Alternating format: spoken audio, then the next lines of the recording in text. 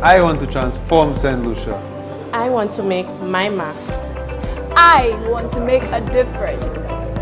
Through research and innovation, we can transform our country. Improve the lives of all St. Lucians and give our fair Helen the competitive advantage. Research calls us to investigate, study, and reach new conclusions, which allows us to innovate, to create new methods, ideas, products, and technology.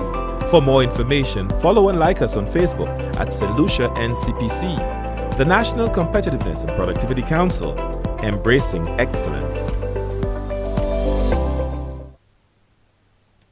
Good day, ladies and gentlemen, both you joining us here at the Financial Center and also you joining us on TV and also on social media.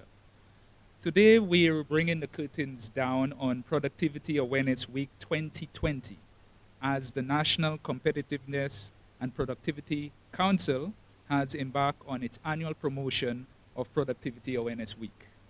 And this year, in 2020, the NCPC is challenging us to build resilience through collective action by reset, rethink, and innovate. So as we confront the realities of this new normal, today's discussion will focus on creating opportunity in the digital economy. Because the COVID-19 pandemic may just provide the perfect opportunity for us to work together and reap the benefits for all St. Lucians. I'm Richmond Felix, your moderator. I'm an ICT specialist, information and communication technology specialist, and your moderator for today's roundtable. And joining me is a group of very distinguished, accomplished, and highly respected experts in their respective areas.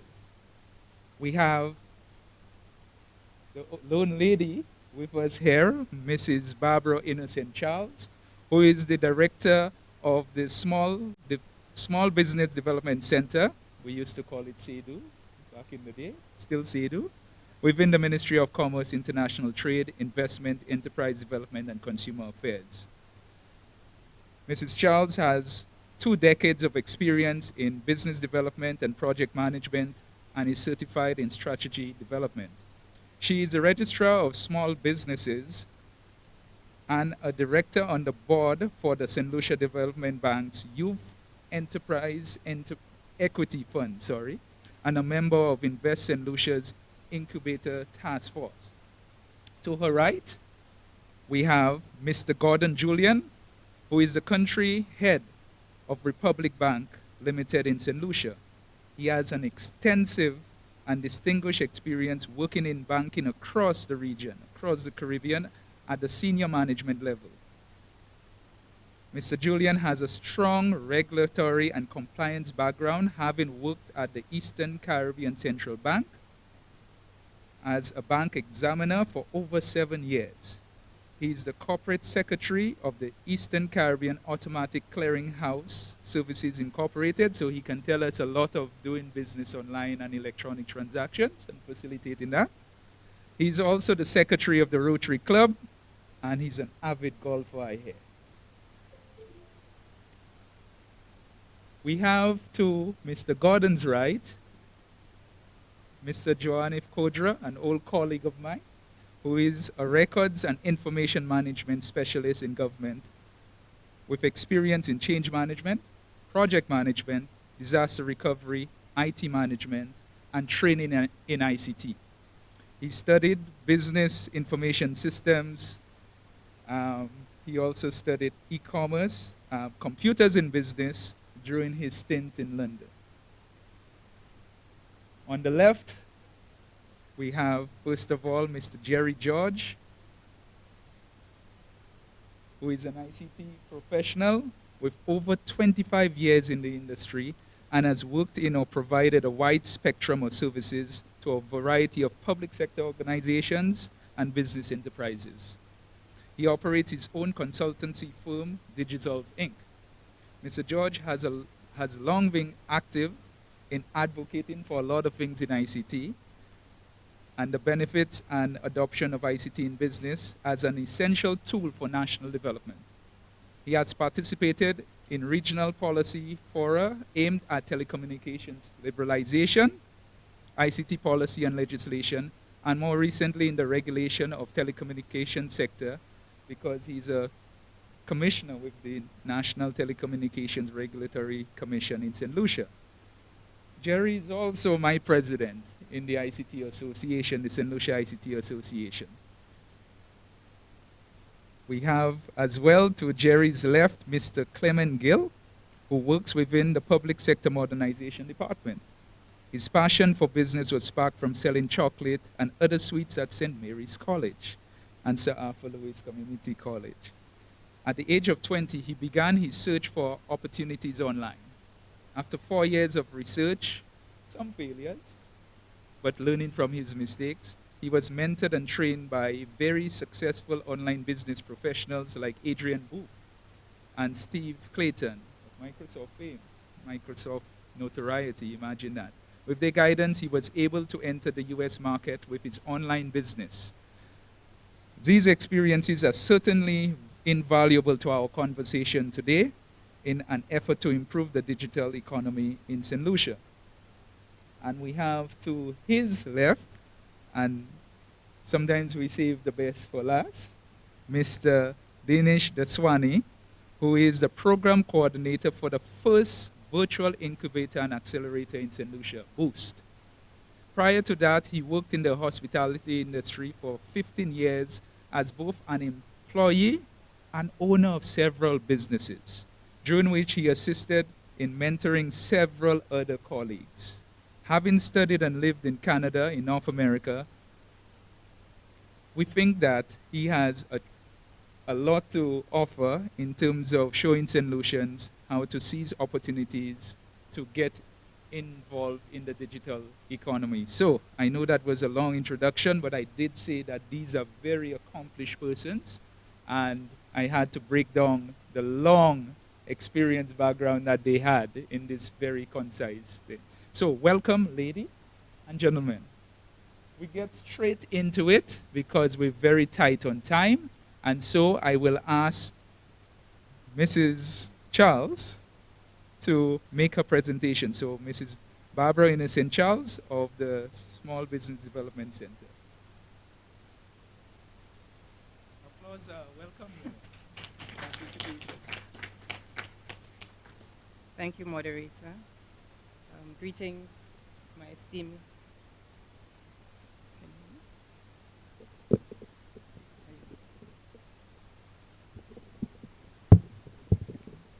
Thank you. Greetings, my esteemed colleague panelists, members of the audience, viewers.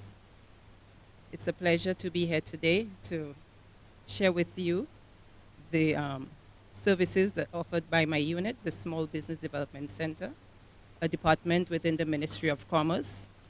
And I'm also happy to be here because I know there's lots of information that will be shared, and I intend to absorb as much as possible, so I hope you too will do the same.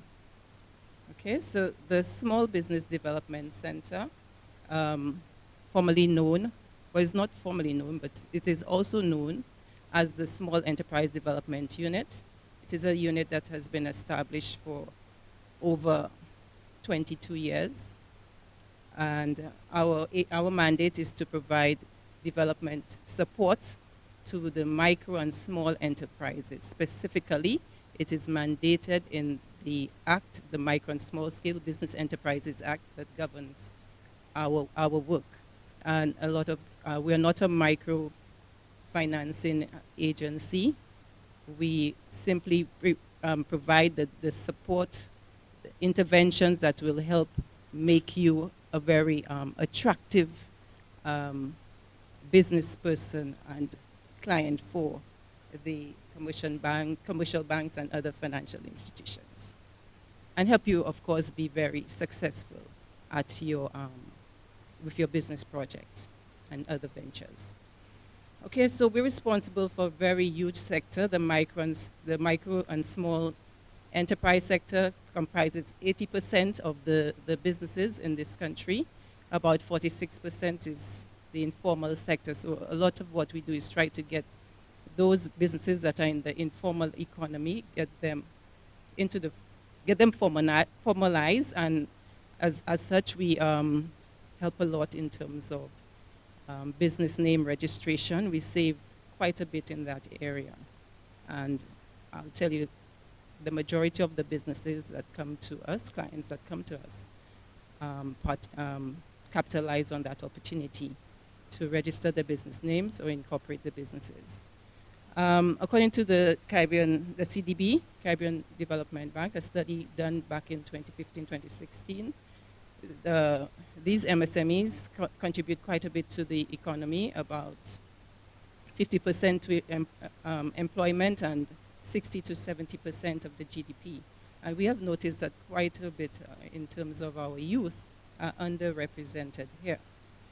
The few challenges that they face, our sector, and that is access to finance, information, the management abilities and skills, a day to 2 years old, established business, a wide range of clients, sometimes, not sometimes, but we get up to 1,000 persons coming through our doors a year.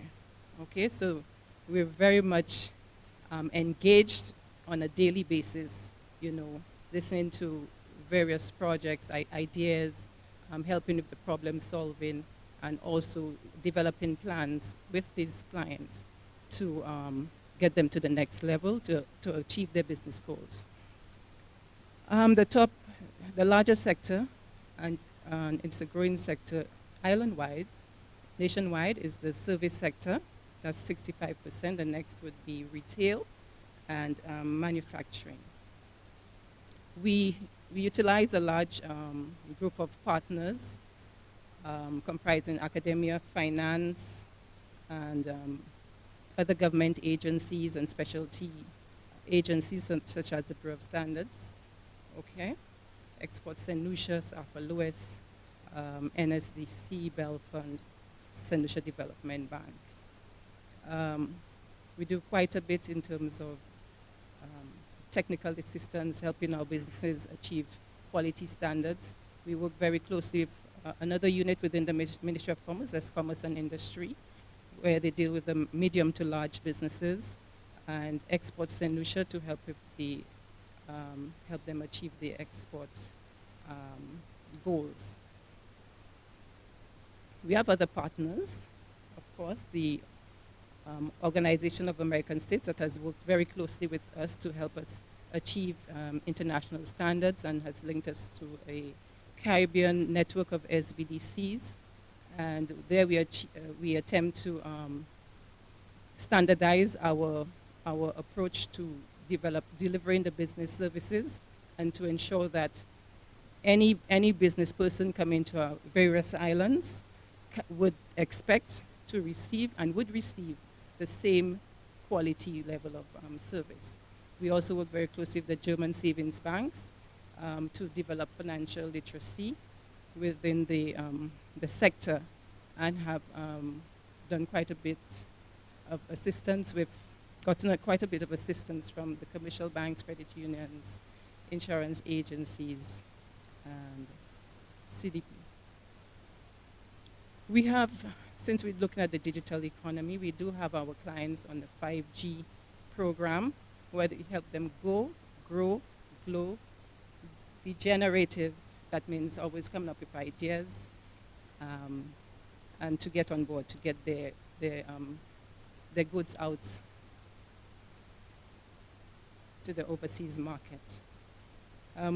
Through our interventions, we have proud to say that we've had quite a bit of clients who have received national awards throughout the past 5 years. Almost, in fact, every year we have had somebody who has captured an award.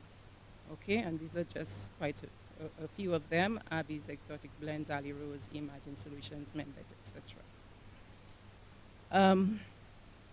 Throughout, when COVID hit us, we realized that there was still, despite all the efforts, Ministry of Commerce and its partners have engaged in to develop the sector, that there were still gaps. We still have entrepreneurs or persons who want to start a business, but they have a lot of fear, they doubt themselves. Some that are still testing, doing a trial and error, not really going through the proper processes. Some who are simply going into saturated markets, they're not finding their niche, so they're going into bloody waters. There's still that gap where persons cannot get the money, access to the money that they need. They had problems when our survey showed that they, because of COVID and they were not in the digital platform, they lost quite a bit, so we need help. They need quite a bit of help there. And the business support services, they were not sure where to get those services in many instances. And of course, they still felt that money was the answer to all their problems. And our COVID response, we brought our services online, so you can go to our website, the commerce.gov website, and be able to link up with us there. We have trained our staff how to deliver training virtually, and also have delivered training to over 30 clients in the summer in terms of design thinking, how you can generate innovative ideas. What are the approaches that you have to take to ensure that you do not just set up a business because that is what that works, that you have seen work, but what customers really want. And that we were able to, we have a pitch session, and we got to see over 29 new business ideas. So we intend to continue that area. We have the Love St. Lucia program that we are going to give the businesses access to markets locally, even engage more in government procurement opportunities. There are incentives that allowed more of the services sector to gain assistance. We have done a lot more collaboration in providing assistance, and that includes working with Invest St. Lucia on the virtual incubator. And we are waiting to, we have developed an MSME policy that's prior to COVID, but this we are hoping to get adopted by Cabinet very, very soon, present to Cabinet very soon, because it offers a lot in terms of, again, this topic we're dealing with, getting more innovation, getting more participation in the digital platform, sorry. Okay, so if you're ready, let's reset, rethink, innovate, get on board, let's do business, contact us. We're at the Ministry of Commerce, and we're looking forward to seeing you and to help you develop your businesses. Thank you very much for that, Barbara. As we know, government creates the enabling environment for us to do business, and it's very good to see that as we confront the challenge to do business online in the digital economy, that government, through your unit and partners, Export St. Lucia, etc., is ready to give much needed assistance, especially in terms of capacity building and capacity support. We move straight into the next presenter, Mr. Gordon Charles, who is the country head of Republic Bank EC Limited in St. Lucia. Mr. Julian, I hope I said Julian. Oh, I didn't. Mr. Gordon Julian. I think I have it mixed up between my first presenter and my second presenter. So, Mr. Julian, sorry about that. Over to you.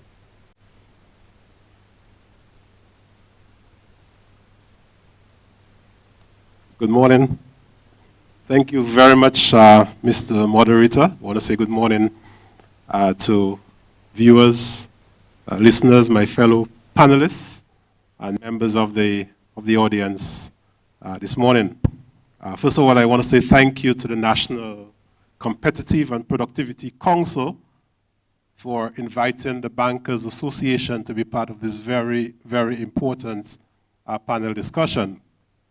I do want to congratulate the National Competitive and Productivity Council for embarking on this very important initiative to raise awareness and promote productivity through its week of activities, which culminates today. Productivity, in very simple terms, is about maximizing output that is derived from very limited resources that is available, whether it be human resources, land, capital, or otherwise. As we know, resources are limited, and our objective is to maximize our resources, our output, and productivity. Maximization of productivity contributes to our gross domestic product, which is a very important indicator of the economic health of a nation.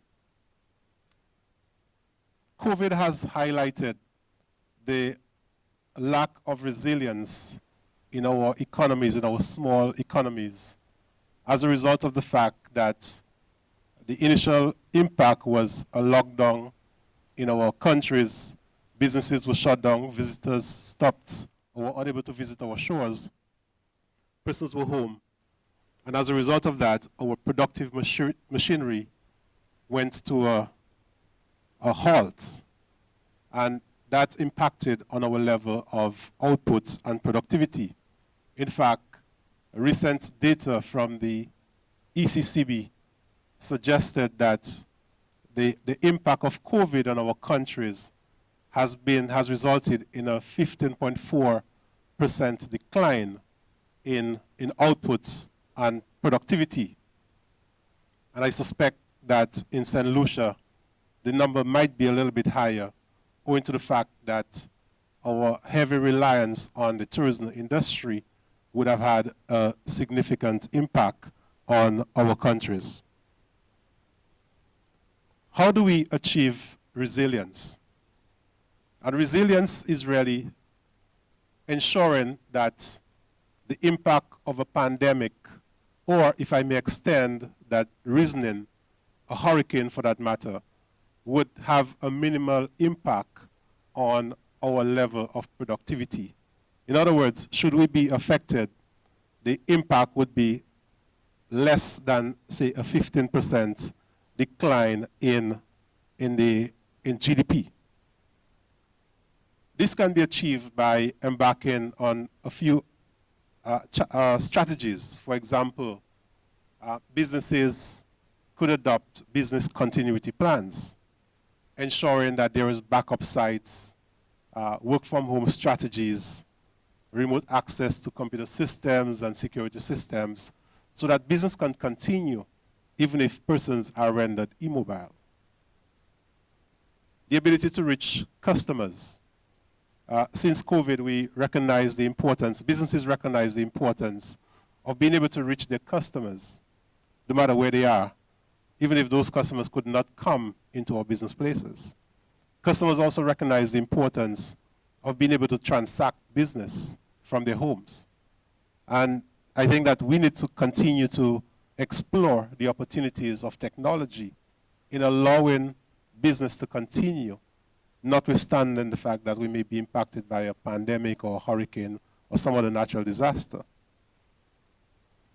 And the ability to support our customers who might have been adversely impacted by the pandemic and therefore are unable to fulfill their obligations. I know, for example, businesses who were perhaps a little bit better off were able to give their customers certain credit extensions. Landlords were able to provide some reprieve to their tenants in terms of rental payments, which they can now use to inject back into the businesses. And the banks were able to offer loan deferral programs and waivers on rates and fees so that businesses and individuals would have access to much needed cash that they could use into their business and to pay for inescapable items to put food on the tables, to reinject into the business and keep the business running. And I'll say a little bit more about that as I go further. We spoke about the ability of businesses being able to reach their customers wherever they are. And one of the things that come to mind is e-commerce. Since the impact of COVID, the banks have seen an increase in demand for accounts, mainly with a IT component. So persons wanting to get into a type of business where they were able to reach their customers via online channels. There was also an increase in demand for e-commerce platforms and capabilities. And there was a demand for online banking. So those businesses who were reluctant to adopt online banking capabilities quickly came into the banks to request that capability so that they could do their banking from the comfort of their homes. And these were some positives that came out of the COVID situation. Adoption of online strategies and digital solutions has the benefit of allowing businesses greater access to their customers, reducing costs, and improving efficiency. Some considerations for businesses looking for an online solution is, how am I going to reach potential customers? And I know there are a number of strategies that can be employed in that regard, and I will not spend time on that. I'll allow the other panelists to perhaps help you in terms of what strategies you can employ in being able to reach your customers. But the other key thing is, how am I going to get paid? So if I offer a service online, how am I going to get the money into my account? There are a number of solutions that are available, from a relatively high-tech solution to perhaps something a little less high-tech, maybe a low-tech solution. Some of the high-tech solutions really are being able to accept payments via credit or debit card online. Now, it's not as simple as one may think, because obviously you need to have a website, and your website must have some level of compatibility. Also, once you're speaking about credit card and debit card, for many small businesses, that may not be a practical solution, because the rates that you pay, or the discount rate, would depend on the volume of transactions that you do. So a small business person who perhaps has a limited amount of transactions, being able to accept credit card or debit card, and maybe not having even a website, may be a bit of a challenge. Some of the other options that are available is utilization of digital wallets. Now, there are a number of digital wallets ranging from, say, a PayPal, which is perhaps the most common type of digital wallet. There are also a number of alternatives to PayPal, like Venmo and WePay. There is Google Pay, Apple Pay, Alipay, all the different pays. Recently, you would have heard of the launch of the digital XCD. That's a digital currency that was being rolled out by the ECCB. And this will provide an option for accepting and making payments via online channels or digitally. So technically, it's like an EC dollar, but rather than have it in your wallet, it's in a digital wallet, which allows for persons to be able to transact business online.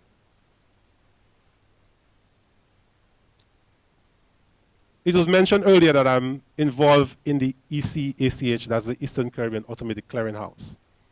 And there is an option that is available that persons may not necessarily be aware of. And it's called electronic funds transfer. And this, I think, is perhaps a low-tech solution that is available. For many banks, it gives us the ability to make payments to any individual across the ECCU area, the 8 member countries, through the bank. So all that's required is a person having an account somewhere in any bank in the OECS or the ECCU territory, and a payment could be made via electronic funds transfer, which is available on the automatic clearinghouse. All that's required, some banks do have the capability where you could go online on your mobile phone and initiate that payment via the ACH. Others at the moment may not yet have that capability, but all that's required is sending a message to the bank, asking the bank to debit your account and send X amount of funds to an individual in any country within the OECS. All that you need to know is the person's name, who you want to make the payment to, the bank that they deal with, and the account number. And that transaction can be made. And it's not a wire transfer. Some banks offer the transaction for free. Other banks may charge a minor fee, a minimal fee for that transaction. So when I say a low-tech solution, you may have a product to sell, and you don't have an elaborate website. Perhaps you have your products being advertised online on Facebook to your friends and family. Someone in Montserrat decide that they want to buy something from you in St. Lucia. All you need to do is say, I want this particular item for that amount of price, that price. And then the person say, well, let me have your account number and the bank that you deal with, and I will ask my bank to make a payment to you. That payment can be made, can reach your account same day. And on confirmation that you've received the funds, then you find a way to send the product to that person in Montserrat. Just as an example.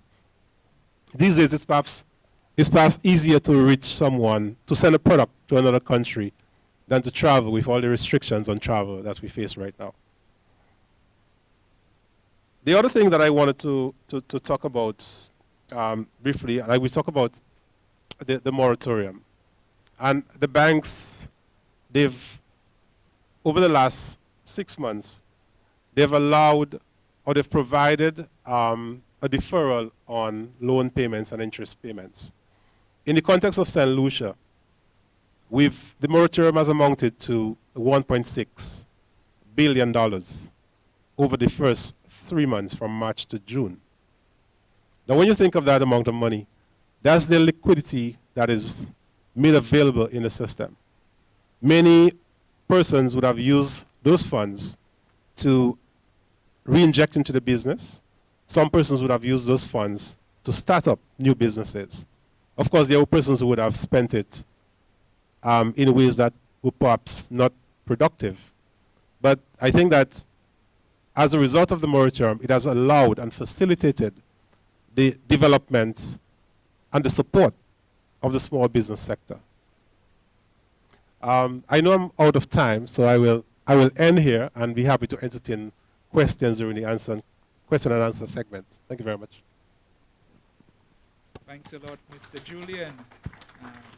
And again, I suspect a lot of your presentation will come out of the plenary session once we engage each other and we engage the audience as well. So I think it was a logical follow from Barbara's presentation, because one of the things that she underscored in hers was access to financing, working capital, and the list of necessaries, in addition to the idea you might have as an entrepreneur, as a business person, getting into that, especially those who are younger, and then executing that, getting a plan. An idea is not a plan, somebody said, in that regard. So Barbara introduced the idea of an incubator, and I think a little was mentioned in your presentation as well. So we now go to our next panelist, Mr. Dinesh Daswani, to give us some perspective in terms of what real assistance is there on the ground, and considering in the new normal, social distancing and all, virtual meetings, virtual interactions, virtual capacity building is now a buzzword that we're hearing more. So, Mr. Daswani, as we get you wired up and ready to present, I would now let you speak to us about exactly what Boost is about, boosting us up to do business. So over to you, sir.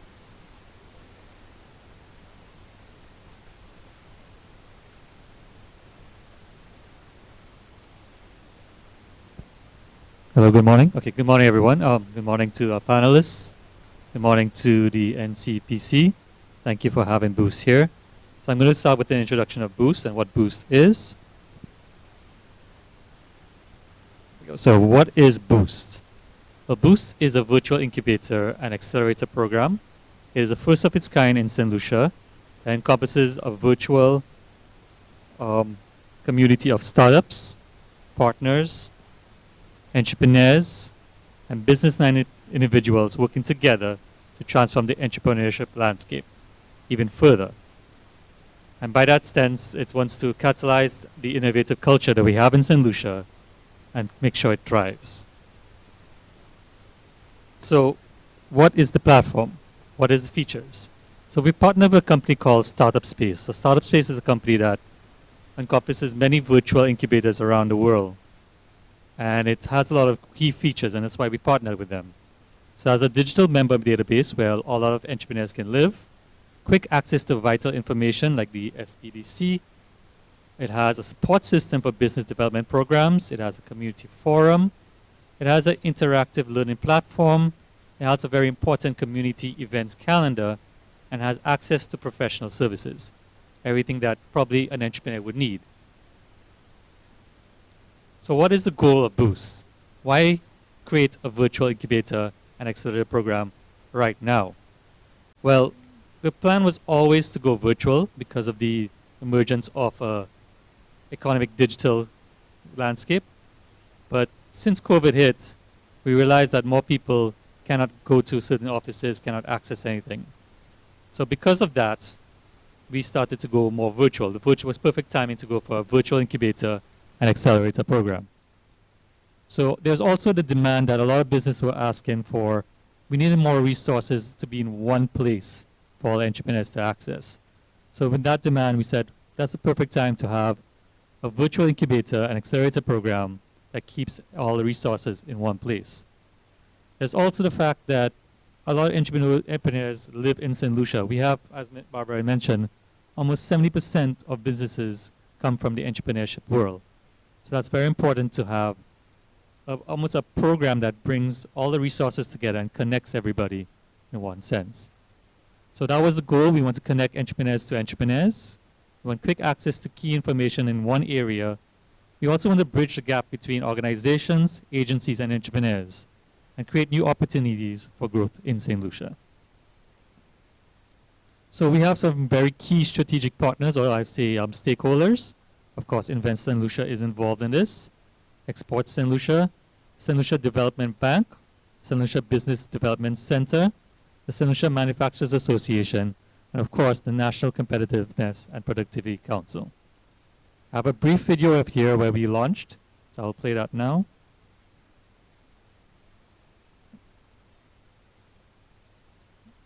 Development and sustainability.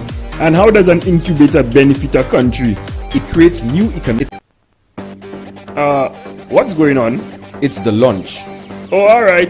Sorry, I had lunch already. Green fig and saltfish. No, it's the launch of Boost, the business incubator and accelerator program. Oh, what's that? It's a platform that assists with supporting new businesses and entrepreneurs in development and sustainability. And how does an incubator benefit a country? It creates new economic opportunities, wealth generation, industry diversification, and fosters new innovations. And what fuels someone to join the incubator? With professional assistance, financial advice, support from mentors, angel investors, and virtual space to operate and collaborate. So tell me, who's involved in the incubator? Key stakeholders like ISL, Export St. Lucia, SBDC, SLDB, the Manufacturers Association, and NCPC. Wow, well, it looks like we're ready to launch. 3, 2, 1. Boom! Let's go!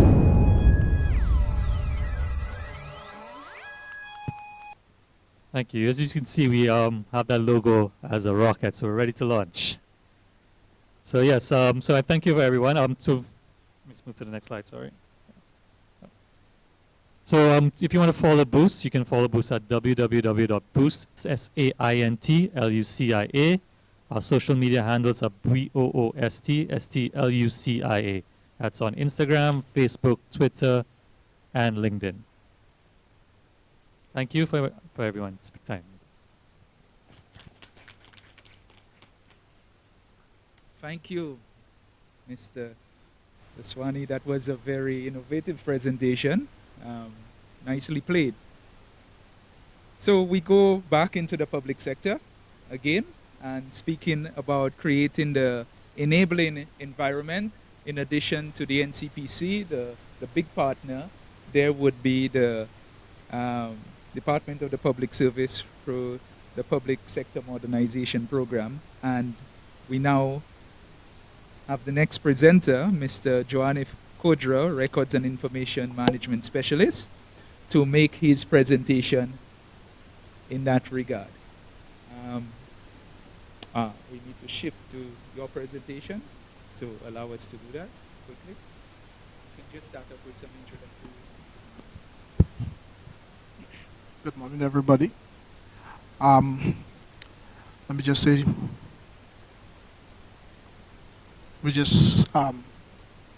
thank you for having me here. And welcome everybody who has come to be part of this presentation, our viewers and our panelists. I'm representing the Division of Public Sector Modernization. And the division is a department or unit within the Department of Public Service.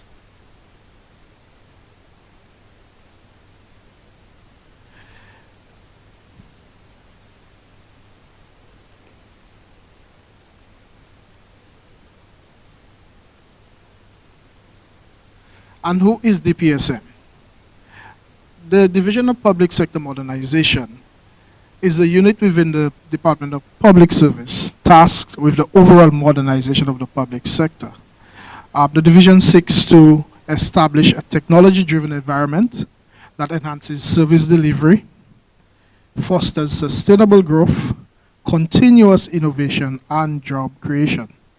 The division further wants to create an environment that is all-inclusive, that allows every citizen to participate in the digital economy. This is driven by our objective, our vision, to create a proactive public service, delivering quality, effective, and efficient services in an equitable and responsive manner. We focus on policy, leadership, innovation, simplification of processes, re-engineering the government process, and also ensuring that the right human resource talent is available, where you look at what is available within government and you repurpose them to ensure that we can drive this digital transformation of the government of St. Lucia. The digital transformation just not focuses on implementing technologies, but it cuts across, looks at organizational structure, governance frameworks, work processes, culture, and user adoption to create this digital citizen. Right? The digital citizen is a person utilizing technology responsibly in order to engage with civil society and government. And we want to create an environment where everyone can participate, everyone can become a user of the technology and contribute to that technology. And how is this achieved? What drives this? Our national ICT policy and sectoral strategy drives this. And this strategy targets all sectors throughout the economy. We look at ICT infrastructure, education, health, business, government, and the others. It looks at how ICT impacts those industries and how we can use ICT to create unique opportunities within each sector, create innovation in the sectors, and create new business and opportunities. The ICT strategy is public sector driven, and to develop this strategy, we had a number of stakeholder engagements, we had workshops, and out of the workshops, we created working groups.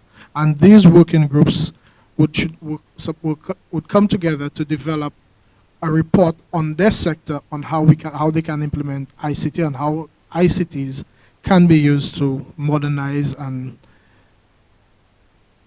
develop their sector. Once these reports have been submitted, we compile those reports into the final policy and strategy for submission. And on the ground, we have a number of initiatives which seek to enhance the way government does business and seeks to foster that digital transformation, the creation of that digital citizen, and to provide unique opportunities in the digital economy.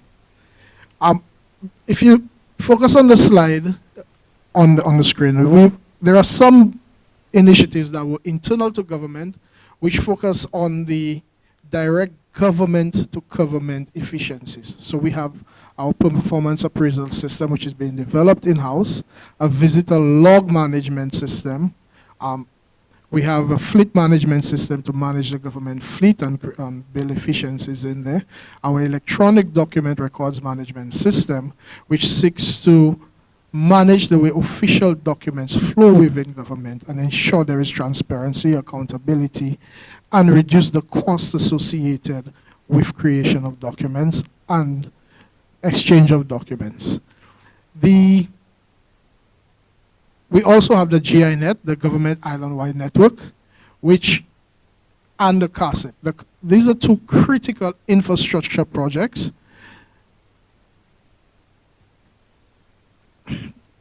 on the ground. So the CASIP and the GINet seeks to provide connectivity. The CASIP connects all government offices with countrywide with high capacity fiber, and the GINet provides a wireless backbone, and in 5 of our communities we provide free Wi-Fi in key public hotspots. So we look at, I think it's Canaries, Viewfort, Castries, Mico, and some areas in Denry.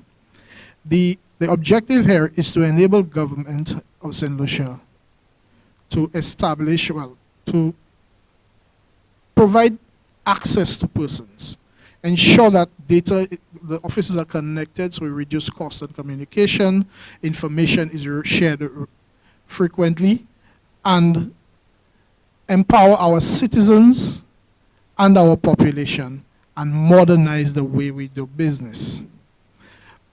Other projects on the ground include the Civil Status Registry Modernization project, where we are implementing a new system at the registry. We have analyzed the process, refining the processes, streamlining those processes to ensure that we deliver quality service to the general public. The outcome of this here is the digitization and verification of all records in the system, migrating the data from the old systems that are there to the new system, and allowing persons to have online payments and a unique ID assigned to each record. We also have one of our major projects, which is the Digigov Platform. Everybody must have heard about it, where we are seeking to implement 154 services across 13 agencies in 8 phases in 2 years. This seeks to bring those services online to allow for full interaction with government online. Currently we have 11 services online. These are transport services, our proof of concept, where you can apply and renew your driver's license and pay for your transaction online. At the end of this month, we're bringing in 7 more transport-related services, and as we progress, we will be bringing in more services on. The objective of the Digigov is connecting people, connecting businesses, connecting ministries connecting governments. Right? And this is all what the digital economy is about, connecting everybody. And the Digigov gives you a single window to undertake government transactions 24 hours a day, 7 days a week, no matter where you are. Provide streamlined processes. So with the example of transport, you can now get your license in a few days once you apply online. And in some instances, we have had testimonials from persons who said they applied in the morning, and in the evening, they get a notification saying, hey, your license is ready for pickup. So the platform is also interactive. At every point, every stage of our application, it informs you of where it's at. But one of our other projects is the Caribbean Digital Transformation Project, which focuses on 3 main areas: the digital ecosystem, the digital infrastructure and platform services, and digital skills and entrepreneurship. I will focus on the entrepreneurship because within that area, we are looking at developing an incubator program where we train young persons who need retooling and reskilling, and provide them training in certified ICT areas. And the top tier of those persons, we want to provide an environment where they can come in, undertake tasks for government, as we assign them work, and they can also set up their own business. So we provide them with the equipment, we provide them with the space necessary. And we allow them now to use the skills they had learned through the incubator program to develop themselves and their craft. But underpinning all this, to give us the right environment, we are also looking at the legislative environment. This environment is necessary to enable everything that we want to do. Currently on the ground, to support the Digigov and some of the other platforms, we have the Electronic Transactions Act, which has been partially commenced, which was on the 25th of June. We've had the Computer Misuse Act from 8th July 2018, and we are working on the partial commencement of the Data Protection Act. All of those will also be reviewed. We are currently drafting a data sharing and digital government governance legislation. So we are creating the legislative environment to enable persons to securely and safely participate in that digital economy. Yep. Thank you. Thank you so much, Mr. Kodra. And again, in terms of government doing more than just talking about enabling, but also doing its part tangibly and very real to connect us to services, not only to government services, but also to facilitate connections from government to business and business to business through the CARSIP project and similar initiatives as well. We come to our colleague, Mr. Clement Gill, who's come a long way from selling chocolates and other sweets at SMC and Sir Arthur Lewis to actually establishing a business online and doing business with our US neighbors and some of our neighbors on the Western Hemisphere. So we've heard about enabling environment, a little bit about finance, training and incubator and capacity building. So now let's listen to this youngster in the scheme of things in terms of, in a very short time, telling us his story of actually making this happen. So over to you, Mr. Clement Gill.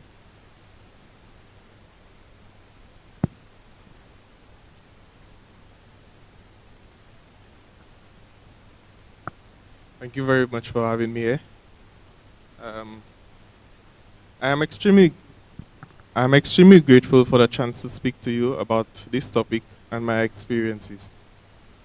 I am very excited about the future of the digital economy because a lot of applications are untapped in St. Lucia. If I can contribute to sparking a flame of curiosity in someone this morning, this panel discussion will be worth more than any of us could imagine. First of all, let us try to grasp the scale of the digital economy.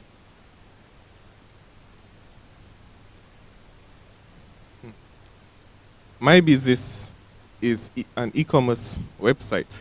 So we'll be scaling the e-commerce market, which in 2020 is almost $4 trillion.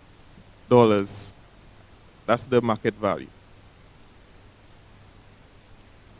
Now, we all know the famous platform, Amazon, which holds a whopping 49% market share, which allows them to tip the scale a lot. Their major competitors, their three major competitors, which are eBay, Apple, and Walmart, come in next.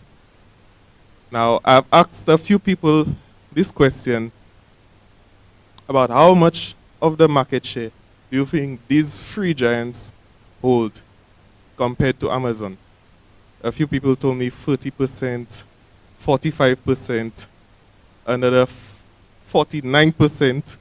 But the actual fact of the matter is that they only have 14% market share, leaving the rest to other e-commerce platforms and ordinary people like you and me, tipping the scale a little bit to our favor. Now, let's look at the amount of visitors, traffic that Amazon and some other platforms, big platforms, got in the month of September.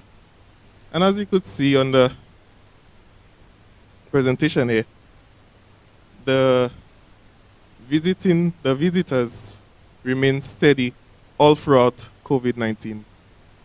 And that's why people say that online business and e-commerce is a pandemic-proof business. So as you could see here, Amazon, a whopping 2.44 billion, that's a B, billion visitors just in the month of September. Etsy, which is another huge marketplace for arts and craft, gaining a whopping 341 million visitors in the month of September. Then we have Upwork, which is a freelance platform where people could find jobs in areas such as providing services like website design, data entry, graphic design, and so forth. Gaining 31.47 million visitors last month. And another big commerce platform, 876 million visitors. All of this sounds amazing, but unfortunately, our little country of St. Lucia is not able to sell on Amazon. This is the face of my emotions when I learned this, that we cannot take advantage of this huge platform. But there is light at the end of the tunnel. Although we are unable to sell on Amazon, e-commerce is only a small part of the digital economy that we could take advantage of. There is affiliate marketing, personal blogging, brand building, print on demand, writing, online job opportunity, and freelancing. And many more are still possibilities we can implement in building a better digital economy. The digital economy is without borders, without age discrimination, without gender discrimination, without geographic discrimination, and it caters to people of all socio-economic backgrounds. There are some methods where you do not need any money to start. Being ready to embrace all the potential is what lies ahead for us in St. Lucia, and my experience has taught me that we have a lot to learn and room to grow. Some suggestions for the future is training.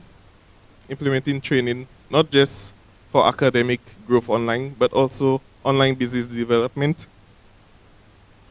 incentives and strategic solutions to those who wish to transition their business online, encouraging graduates from school to look into the online ecosystem for work or to start a business, and for financial institutions to improve their international services and credit services like credit card reward points. For an e-commerce business particularly, you can benefit a lot from the right business cards.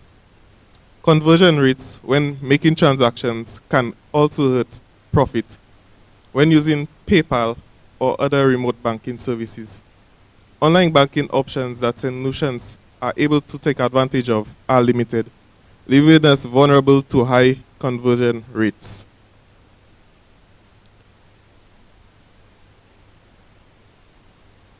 I thank you. Thank you so much, Mr. Gill, for that nice and concise taste, and we wish to engage you more on that in the discussion. I especially like the point that you made about the non-discriminatory aspect and nature of doing business in the digital economy. And I even see in our audience, we have Mr. Anthony Avril, the Executive Director of the Blind Welfare Association, so that it shows you that anybody, regardless of any handicap or any situation, can do business, can seize this opportunity to do business online, and especially given what COVID-19 has done. In fact, I say often in terms of digital transformation that COVID-19 has fast-tracked my digital transformation plans, because a lot of these concepts that we've been just talking about for years have been implemented in a very short time, given the realities that we confront. And it's a conversation that I often have with my colleague and next presenter, Mr. Jerry George, the president of the ICT Association. Concepts that we've been talking about for years have, in a very short time, with all the resistance to change, all the excuses that we had, it has been done. So we go right into Mr. George's presentation, and after we look to engage you, the audience, in the bigger conversation of what really has been done and what we can do in a short space of time. Mr. George. Hi, good morning. I'm going to give a brief overview of Slicta, and then I will get into the meat of the matter. Brief, please, yeah. Very brief. Slicta is essentially an ICT association, an association of professionals, and our mission is to enhance and facilitate the competitive adaptation and to embrace the IT, telecoms, and electronics industry by providing strong leadership, business development opportunities, advocacy training, and standards development to our membership and the industry. Slicta has partnered with a number of organizations, both locally, regionally, and internationally. We have signed an MOU with a number of other Caribbean ICT associations, the ICT Association of Suriname, Belize ICT Association, Barbados ICT Professionals Association, and the Guyana Technology Association, in addition to the Grenada ICT Association. We also have worked with organizations such as ARIN, the American Registry for Internet Numbers. We just recently got approved as an at-large candidate with ICANN, the Internet Corporation for Assigned Names and Numbers.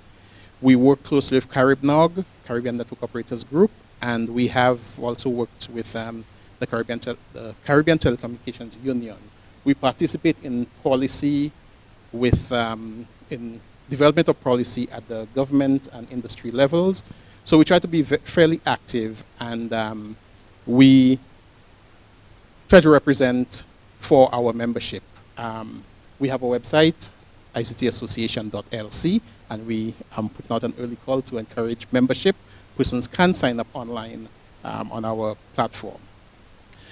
Okay, with regards to the actions and activities of the ICT Association, I'm going to follow on from the presentation from the workshop of yesterday, where there were a number of comments that focusing on remote work. And some of the thoughts that came to me based on that is, for the most part, remote work is largely facilitated by ICT, by the technology, by the industry. As Richmond said, when COVID struck, it actually represented a tremendous opportunity for the ICT industry. A number of things that we as ICT professionals and practitioners had been pushing for, lamenting our employers, our customers to implement, suddenly those things had to be fast-tracked. And within the matter of weeks, and in some cases days, we had to put in infrastructure that we had been looking at for quite a while trying to implement, particularly in terms of remote working. And then it brought a number of other factors to the fore, things that needed to be paid attention to. Things like access to devices, mobile computing, whether it is on a laptop, a computer at home, remote access, or your mobile device. And the key one, cybersecurity. Security of connectivity, security of applications, security of even the devices. If someone is working from home and they're using their own computer at home, and that computer is a family computer, what are the security implications of the corporate data that is now potentially on that computer, especially if you work in a sensitive area? So all of those things became very important and things that needed to be addressed, dealt with. We had to raise the issues. We had to do, in some cases, training. In many cases, it was one-on-one training at the business level for persons to understand, not just the users, but also management, to understand some of the impacts of those issues. With regards to opportunity that COVID is providing within the industry, we see, for the large part, remote work and online services becoming huge.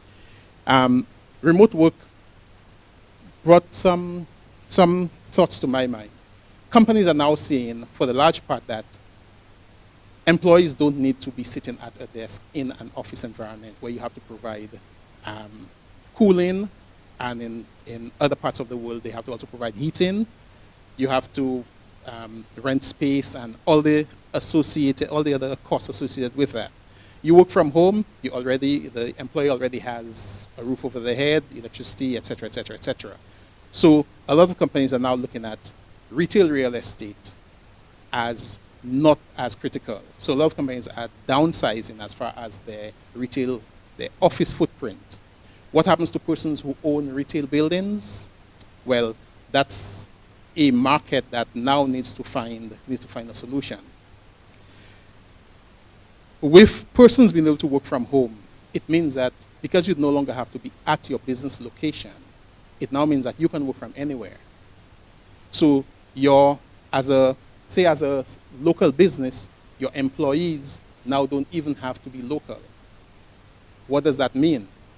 It now means that we are potentially competing with the rest of the world for employment, even for local businesses. What it also means is that we can now compete with the rest of the world for online work. I have a friend, his daughter worked in Works in New York City, and with the COVID shutdown, she was working from home. She actually came back to St. Lucia and is actively working with a U.S. business while sitting in St. Lucia. Now, of course, there may be labor laws that need to be adjusted and modified for that. But it shows that while there are challenges, there are also huge opportunities that we need to look at and see the opportunities in the obstacles or the potential obstacles. It's more a case of the glass half full rather than seeing the glass half empty.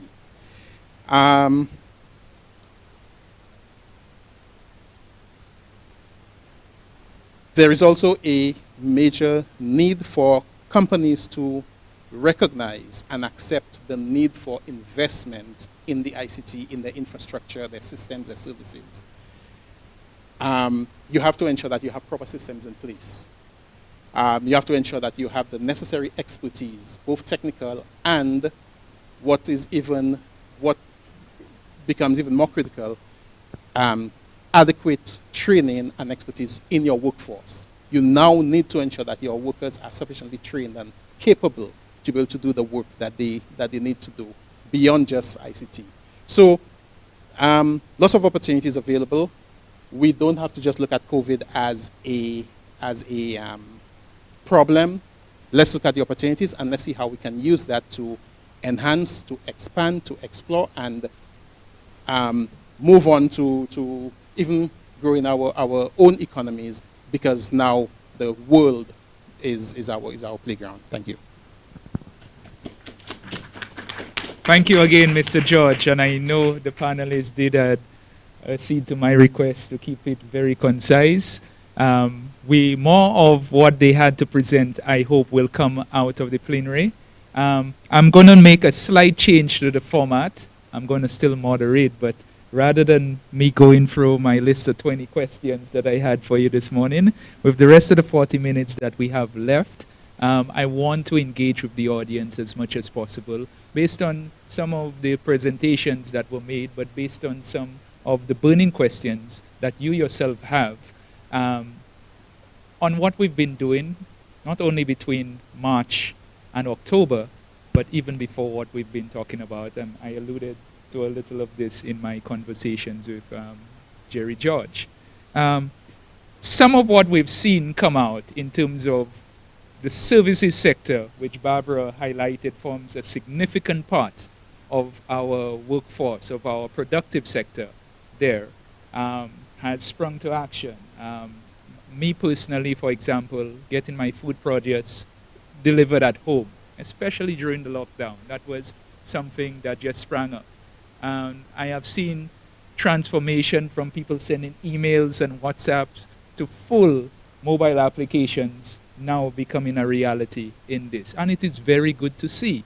So as we reflect on this crisis, and more so on the opportunities that are presented, I would like to ask firstly, what are some of the innovative ways that entrepreneurs can leverage doing business online and e-commerce, which probably existed for quite some time, but is now being tapped into and now being leveraged there? Any one of the panelists who wants to take this first one?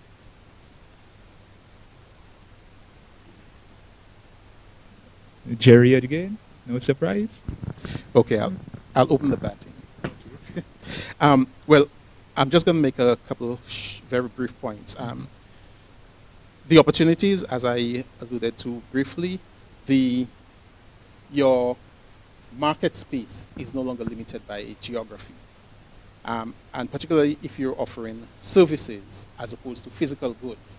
With physical goods, there's still the issue of the logistics, transportation, logistics, delivery, and so on. And that's a problem that can be solved because it's a problem that has been solved in other jurisdictions. So in many cases, our issues for physical logistics is probably more in terms of opportunity, capacity, scale. For services, the world is now the marketplace. It also means that your competition is also the rest of the world. And it means that there has to be focus on standards, service delivery, all of those things that you see being touted by Fortune 500 and Fortune and those top 10 companies in the world. As a small one-person business, you also have to look at those standards, address those standards. But if you can meet those, if you can provide services at those levels, then you are you can compete just as effectively with the larger companies. Yeah, and I think it also speaks towards some amount of discipline in terms of and consistency in terms of the services that you roll out, because you cannot at one point in time be up and there and then demand rises and you're not able to serve that demand. Mr. Julian, I think you have a point to make on the topic. Thank you. I just wanted to weigh in on that comment. You know, I believe that necessity is the mother of invention. And You know, I listened to Gill, Mr. Gill spoke on about, you know, Amazon, and we in St. Lucia, we cannot participate in Amazon. What is preventing us from establishing our own Caribbean marketplace online? There's absolutely nothing wrong with that. I heard the comment about, you know, logistics. Again, necessity is the mother of invention. Last night, I ordered an item on Amazon.com for $8.99. And that item is going to get to St. Lucia next week. Right?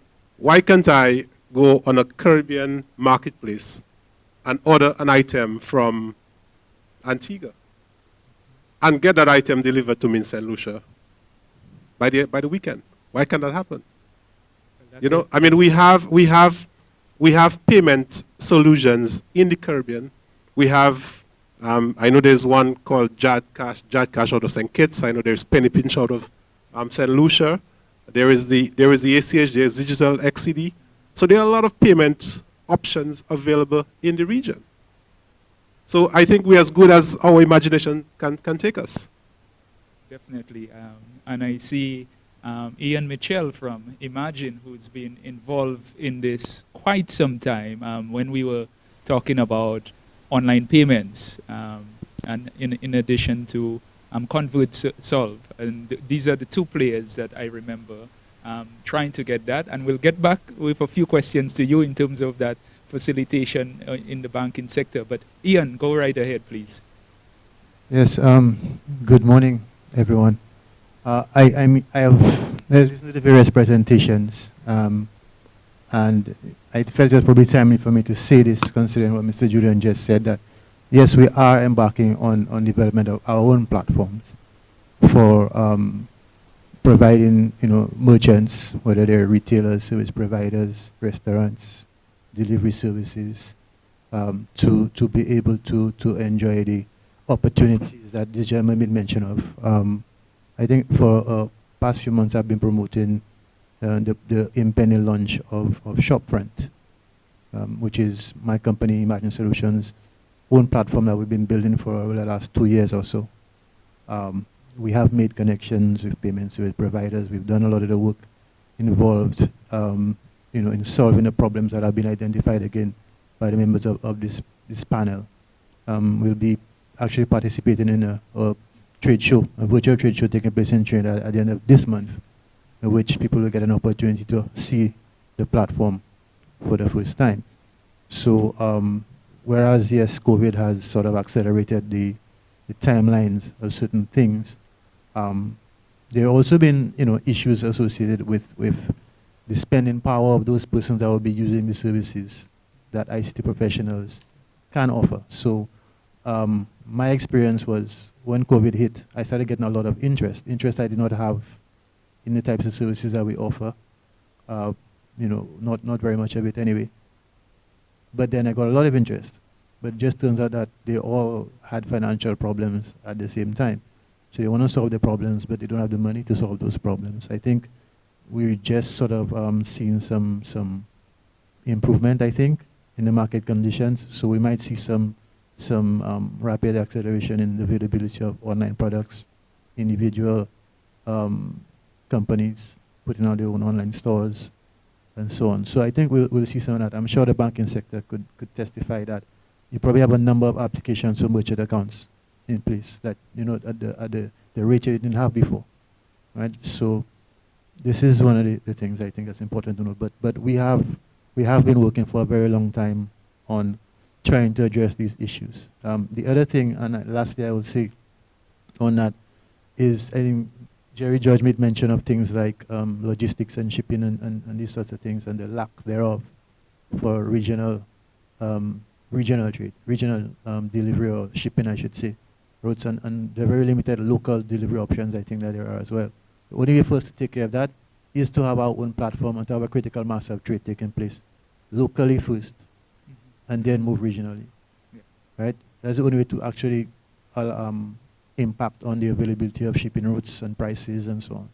Yeah, thank you very much for that, Ian. And I wanted to build on a point in that context where when Clement made his presentation, especially the illustration of the scale and tipping the scale in the other place, I'm thinking about us tipping the scale where we change our culture of consumption, of consuming, to using what Jerry said in terms of now offering our services, because we have limited natural resources, as has always been said, but we have 2 Nobel laureates. Our potential in terms of our minds, our imagination, to innovate, to what it says, reset, rethink, and innovate. I think there is a lot that can be said in that regard.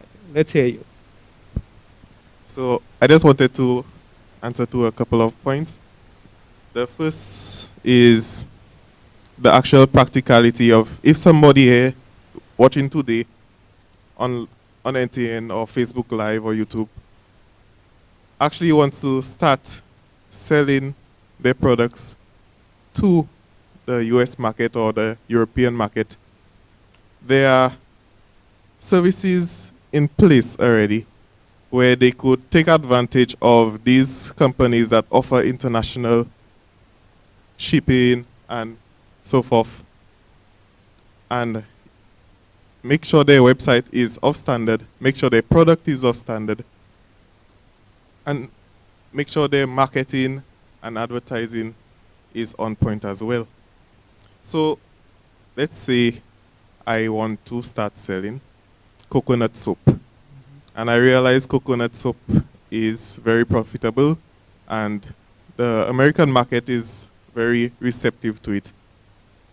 What I could do is go on google.com, search for remote shipping companies. They offer shipping at a cost. They offer storage at a cost. And they ship out your product for you on purchase. And you'll see that even though you are in St. Lucia, you could also get help with your manufacturing.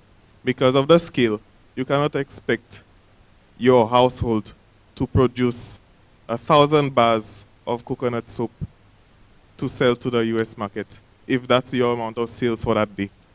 You cannot expect that. So to use those services in terms of manufacturing, distribution, campaigning to sell your products online.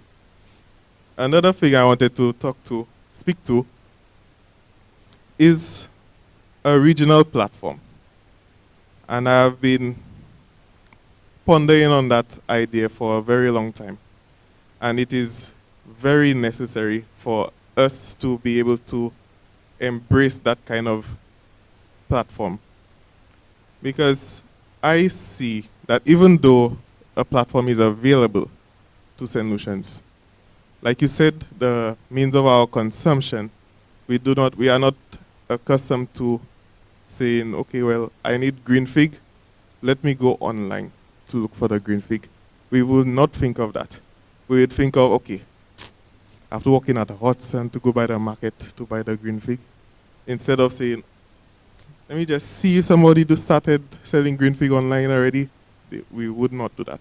So it's a matter of changing our mindset about the digital economy before we even start thinking about creating that kind of platform.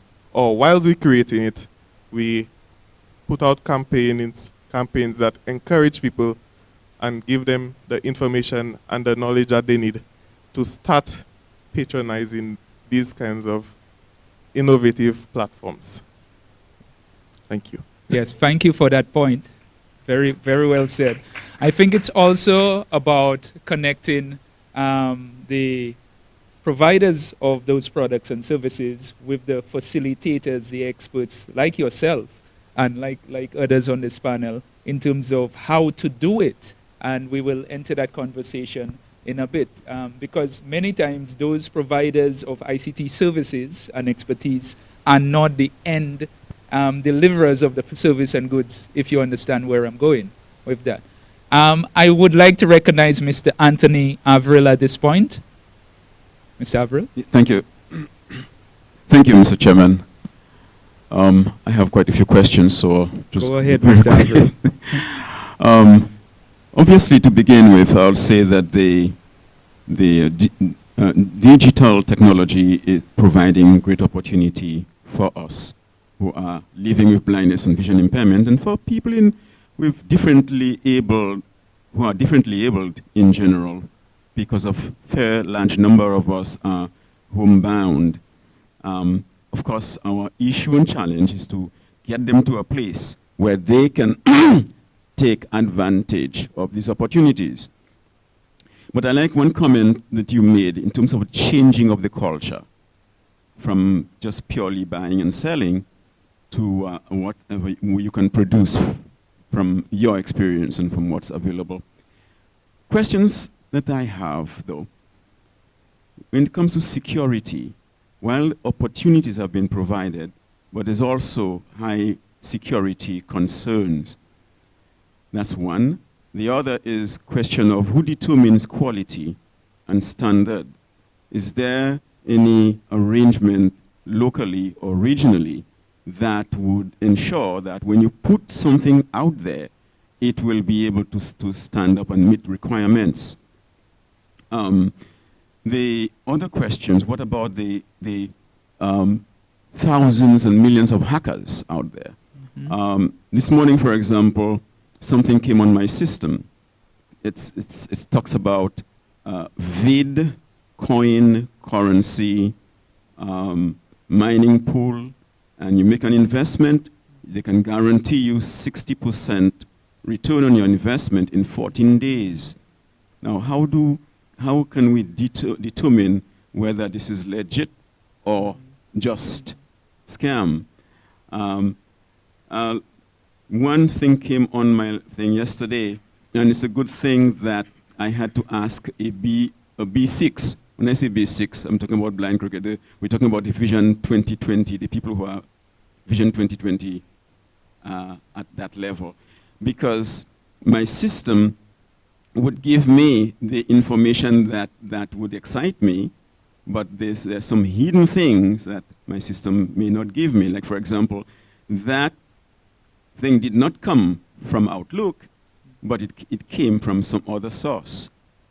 So I hear a number of you out here, and you have gone quite a ways in technology. I must commend you, but that for us who really need to provide access to our constituents with low vision and blindness and people on wheelchairs and so on, we need some help from you.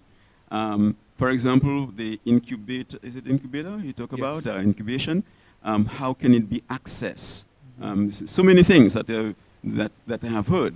And if we can be, like, point to pathways and so on, that could sort of open the way further for our people, I think we will be extremely grateful. Thank you a lot for that, Mr. Avril. Very well said.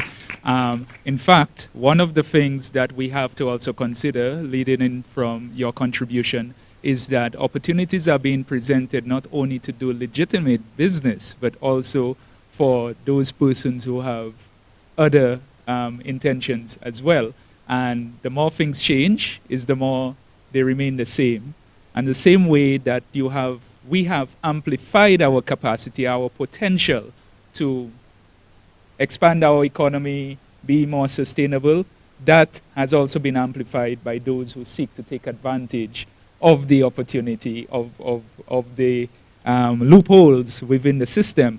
Your comment about, in terms of standards, I would like to volunteer that there is the International Standards Organization. I know in government that we have implemented a number of ISO standards that speak to security of systems operation and also of data storage as well. And the government of St. Lucia has more than 5 years implemented ISO 9000 and 27001 in that regard. There's also locally, as a member, St. Lucia has the Bureau of Standards, which implements a number of standards that speak not only to what you see on the shelves, but manufacturing processes, delivery of services, etc. So those are I would like to volunteer, but from the panel, in terms of Mr. Avril's query, I know, Mr. Julian, you would be able to speak about what is in the banking sector. I know there are a number of systems and checks and balances for security of those operations, but also that we also respond to the question of incubator and building capacity there as well. Thank you. Thank you. Just one comment with regards to security. You know, there are various vulnerable points when it comes for, you know, e-commerce, online banking platforms. And while the banks do their very best in terms of ensuring that the systems are robust and are secure, persons will try to attack from, I guess, the weakest link. So they use social engineering to try to get you to provide your confidential information, which could then be used to impersonate you and try to access your funds. So Mr. Avril raised the point about that email that he received promising 60% return over a very short period of time. And he asked, how do I know that that is fraud? Well, we know it's fraud, because nowhere would you be able to receive that kind of return when I think banks, the average rate of interest is about 2%. So you have to always ask yourself, where are those funds, in this world, are these funds going to be invested to give you that kind of return? And sometimes we are blinded by the obvious. It's obviously fraud, so let's not click on the link. I get emails all the time telling me that I need to renew my Netflix account because something happened, whatever the case may be. It's never addressed to me by name. It always says hi. So I know once you didn't address me by name, I know that's not for me. I delete it. Right? So we have to be very vigilant in terms of what are some of the things that we can and cannot do and what links that we click on, because it's a way of circumventing an already robust system that the bank has. So they cannot attack from one way, they attack from another way. Right? Yeah. And that's a very good point. When people ask me about hacking, some of us who are certified ethical hackers, we always go back to the point that a lot of what you see in the movies does not happen. A hack is usually built on old school cons and ploys there in terms of social engineering, getting into your head, making you often volunteer information. Because if you call me, I'm not going to volunteer information. And basically, and people are very quick to volunteer information, which helps now people get into their data, their business, etc. Just before I come to you, let's speak about to Mr. Alvarez's question about how the sector can get assistance in terms of your incubator operations. Sure, and that's a great question. The plan that when we had this business incubator plan, which was about 3 or 4 years ago, the plan was always to be a physical space, to have a physical space where someone can come in and get assistance for a business. So that was always the plan, and we also wanted to do a virtual aspect to it, but then COVID hit, and then that plan just went out the door, basically. So with that plan got out the door, we went forward with the virtual incubator. But the plan is still there, once things go down from COVID, to have a physical space.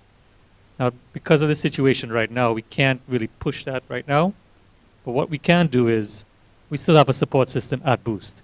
So even if it's virtual, we still have connections where you can call by phone or send a message, that we have a support system like the SBDC, like these other resources that you can go to. So we can still access the incubator by getting that information from someone that works for Boost. So there's still that aspect. I think the website, though, is very accessible to those who are impaired. It has its features there. It speaks out to everything. But it's important that we still have a physical aspect to the virtual incubator. That would come with someone representing Boost or someone that represents the 4 different strategic partners. So there's still that physical aspect, and there's no way of avoiding that physical aspect of it. Okay, but I'm wondering in terms of virtual conferencing, online sharing of knowledge and these things, any consideration for that? Yes, so we just had our virtual panel on Wednesday, first virtual panel that discussed how an incubator impacts the environment of an entrepreneur.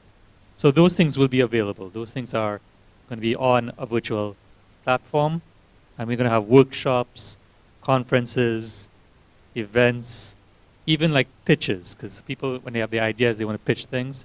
So even virtual pitches. Okay. So all that could be also an accessible thing for those that are impaired. Okay, I just want to make the point again, COVID has been a prime catalyst in fast-tracking my digital transformation initiatives. That time is really running out, and again, as we seek to reboost and drive and innovate, that we need to seize these things right now. Over to you. Just tell me your name, because everybody else have been able to introduce. Just say your name and who you represent, and then go right into it. Good morning. The name is Javan Lewis, economist at the Department of Finance. In terms or in regards to the Caribbean platform, apart from the mindset of individuals in regards to the regional market space, is there an enabling environment in terms of logistics, shipping, transport, which may hinder the growth of such a marketplace in the Caribbean? Any takers on that question?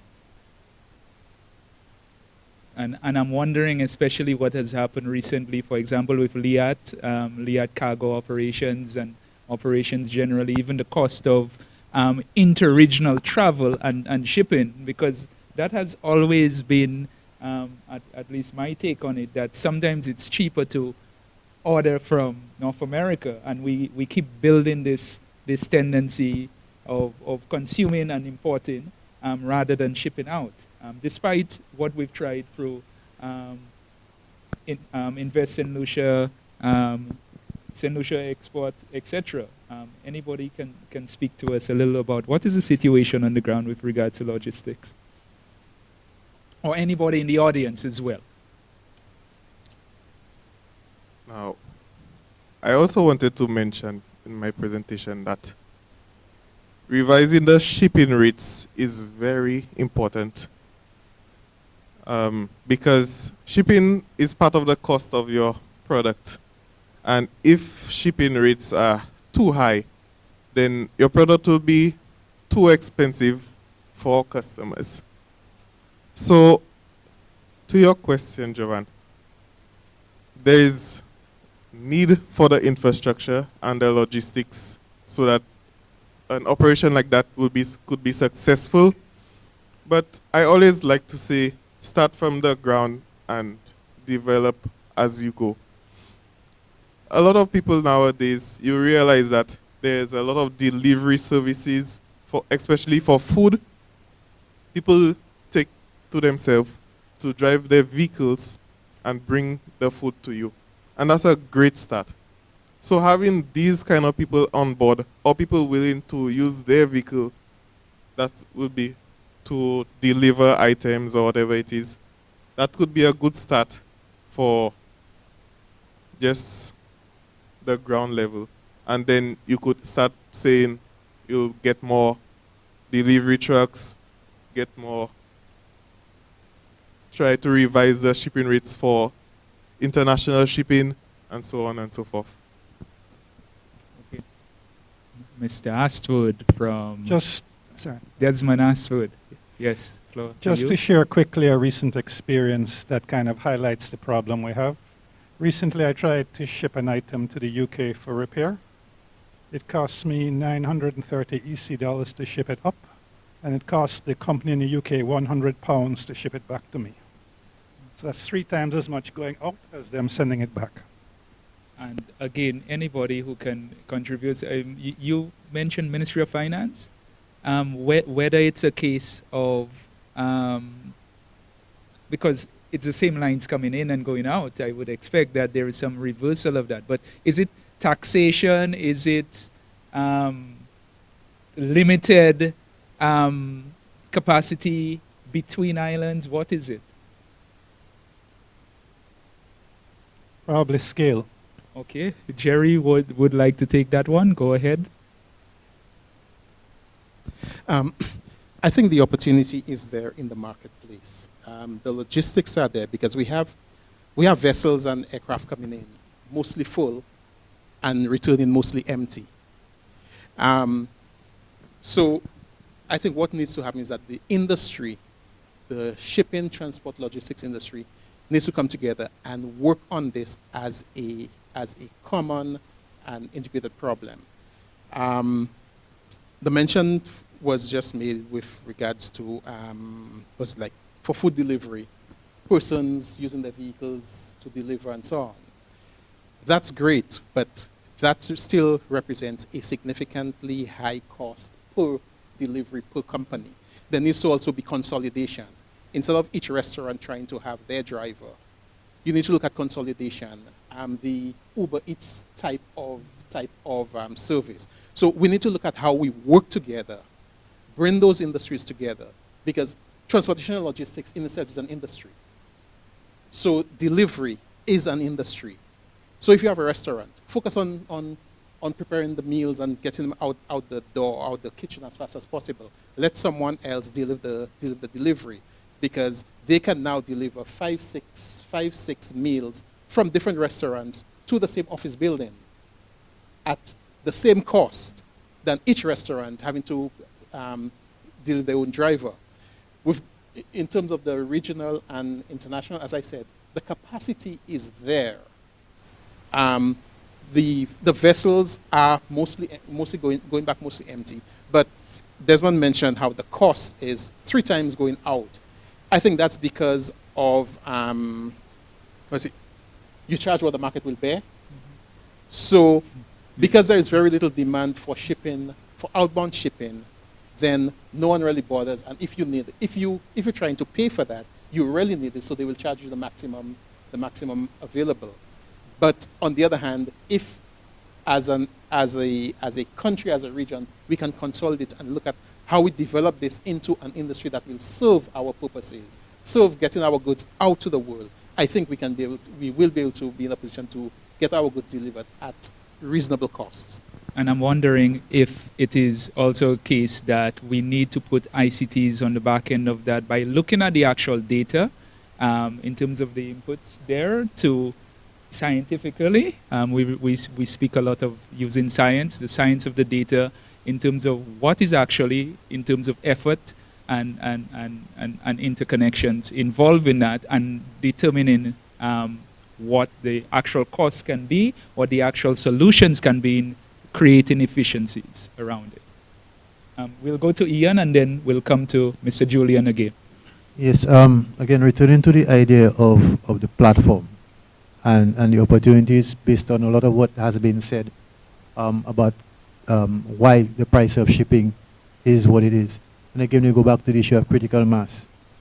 If we cannot address these shipping companies, Jerry sort of alluded to it in the sense of coming together, right? But in order to come together, you have to have a common platform that you can come together under in order to approach shipping companies.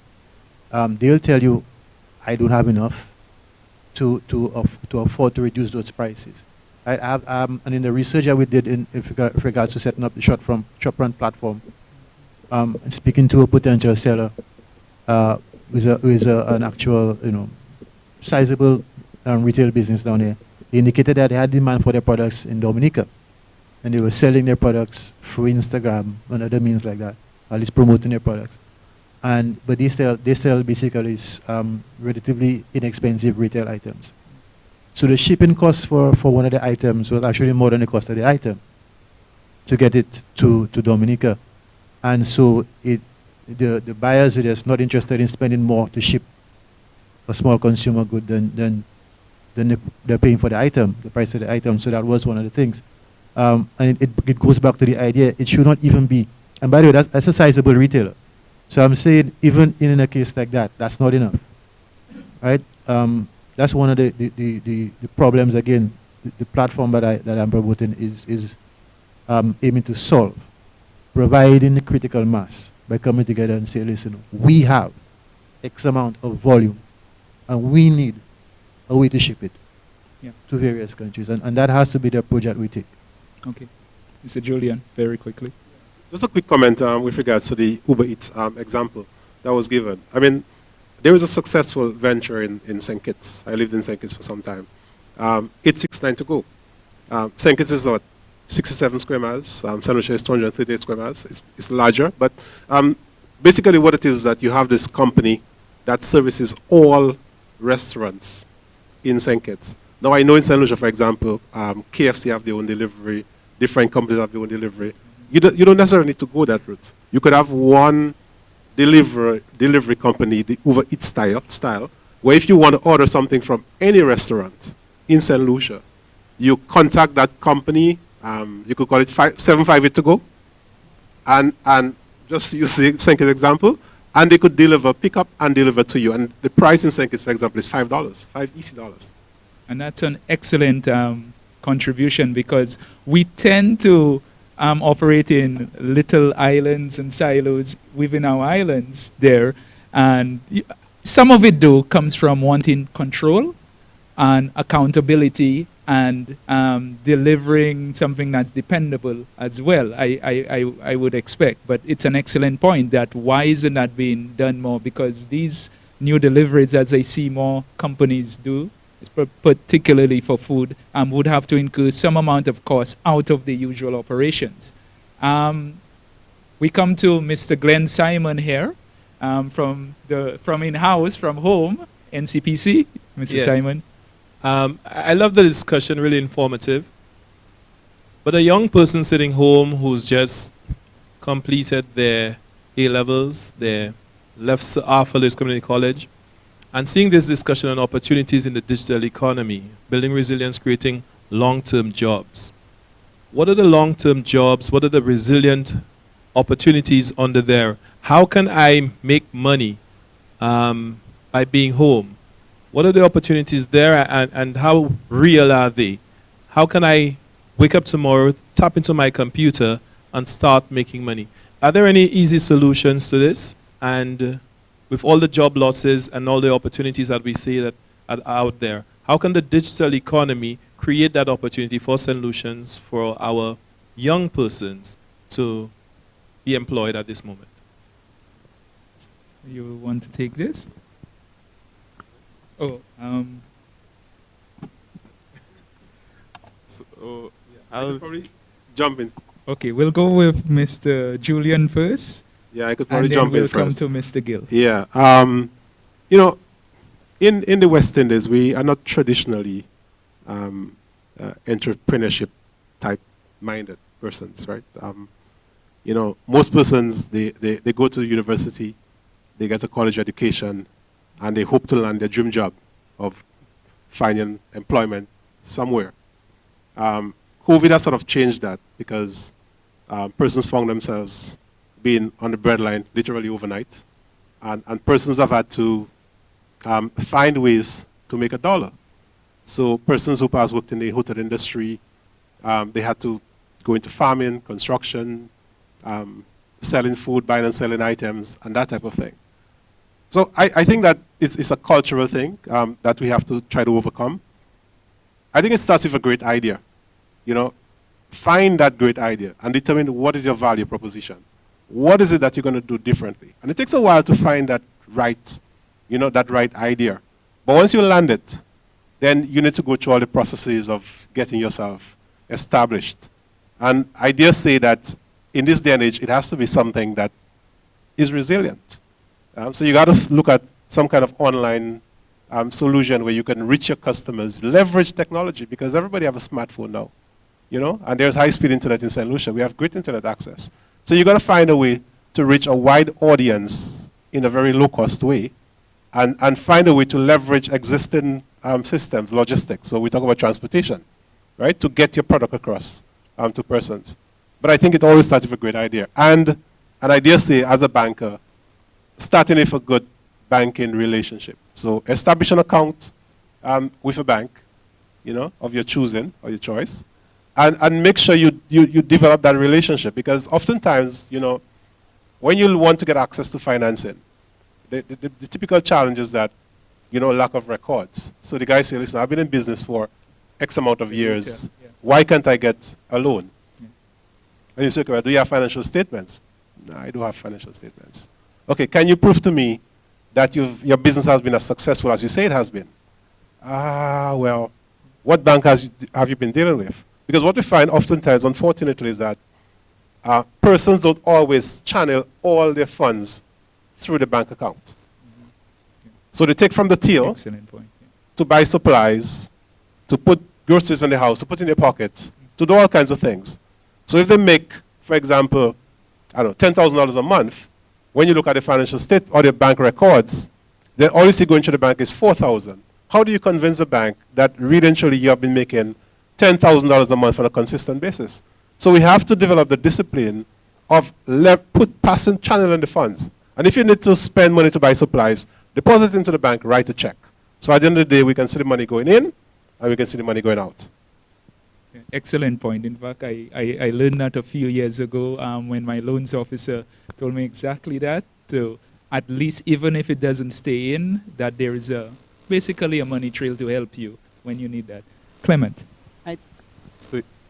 Clement, and then we'll come to the lady, and then we'll wind down because we've the ladies. Okay, so if you're just coming out of school and in the current COVID-19 situation that we are in right now, and you're looking for a job, learning a technical skill is very, very, very beneficial for you. It's an asset. There are so many platforms on the internet that have international businesses begging for people with technical skills. And if you don't have a technical skill, it is easy to learn. The government was offering Coursera, some free Coursera programs that have these technical skills training. And when you look at it, when you make money online, you have to multiply it by 2.67. So the potential is here, is there, with technical skills. There's also freelancing jobs. And if you want to go into business and you have a skill such as graphic design, if those watching right now or those in the audience tune in to NTN at 8 p.m. tonight, there is a practical step-by-step way that you could take your design and start a business, a very practical business with that. Also, writing skills is very important. A lot of blog businesses are looking for writers, a lot of journalism. So there is countless opportunities and countless methods that take little to no investment that you could start just with that curiosity. The previous conversation about having this grandeur system is good for further discussion. But right now, you could take action by just doing a little research and learning those technical skills. Excellently said. In fact, I would even add to that that having two careers, a side hustle, as we say, I think COVID has shown, particularly with those moving out of the hospitality sector, as Mr. Julian said before, and falling back to something else, that this is the new normal, not only when we go through this pandemic, but to stay there. Barbara. Okay, so I'm coming in at the right time, because anytime I hear the word long-term jobs, I have to, my entrepreneurship cap comes on, you know. Even if we go in digital, that does not guarantee that whatever you get to do on the digital platform, in the digital space, is going to be long-term. All right, so we always encourage persons, especially if you're looking for a livelihood, you're looking to have some form of you want to improve your life, okay? To examine your skills. What is your passion, all right? Even though you're still at school, there are certain abilities that you have, innate skills that you have, all right? And I know we tend to be a bit fearful about setting up business, but I would always encourage young persons or anyone who's looking for a job to consider that aspect. And I mentioned during my presentation that the SBDC has a particular workshop that is geared towards helping persons identify what are the new opportunities that are available, okay? And I would encourage any of you who's interested, you're sitting at home, you have a lot of time on your hands. Yes, you can go online, look at develop new skills, Coursera, etc. But I would encourage you to come to our office to register for those workshops, look out for these workshops when we advertise them. And in that design thinking workshop, you will get to really explore what the opportunities are and target that particular business that will be successful for you. It's not just about I'm getting up, this is working for John Dokes, it's going to work for me. You will, I guarantee you, will be able to identify a business idea that you can explore. Excellent point there. I will have to give it to Julita for the last one because we're run out of time. Very briefly, Julita, please. Julita Peter. All right. I'm happy that the SEDU rep came in just before me. I think COVID-19 has really underscored the fact that there are opportunities to be had in every situation, every disaster. But we've been hearing a lot of unsavory comments with regard to the ease of doing business in St. Lucia. We've seen the rankings.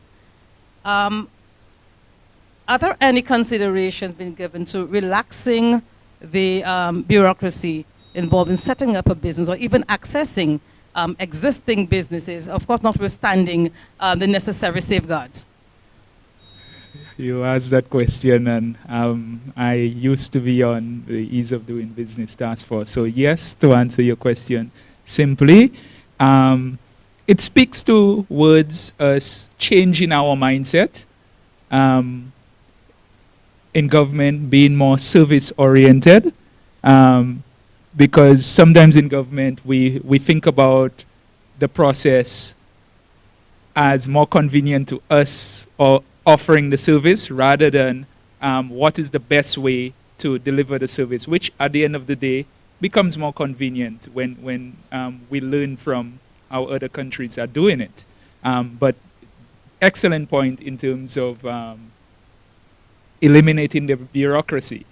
Joanne spoke towards 154 services that are being rolled out, that if you do not eliminate the bureaucracy within the system, there is no way electronically you will be able to replicate and execute and output those services to people. And I would hope he would be able to indicate that in terms of business process reengineering, but change management as well, because the technology is just the tool, you know, and usually is the easiest part of these initiatives.